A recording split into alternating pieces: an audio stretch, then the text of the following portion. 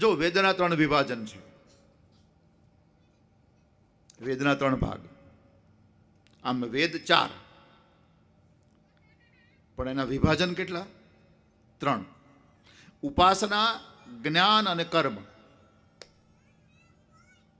એમાં કર્મકાંડના 4000 મંત્રો છે. કર્મ વિભાગ વેદમાં 4000 મંત્રો કર્મકાંડના છે. પછી ઉપાસના કાંડ, ભક્તિ. ઉપાસના કાંડના એમાં 16000 મંત્રો છે. 16 ને 4 20. અને જ્ઞાન કાંડના 80000 મંત્રો છે, એટલે 1 લાખ. આ 3 વિભાજન મળીને 1 લાખ થાય. એટલે જ્ઞાન, કર્મ અને ભક્તિ. જ્ઞાન, કર્મ અને ભક્તિ. મહાભારત છે આખું 18 પર્વનું છે.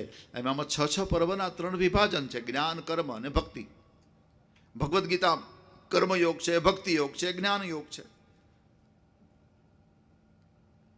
બધામાં 3 મળશે. ભાગવતમાં આ 3 નથી, 2 છે. જ્ઞાન ભક્તિ છે, કર્મ નથી.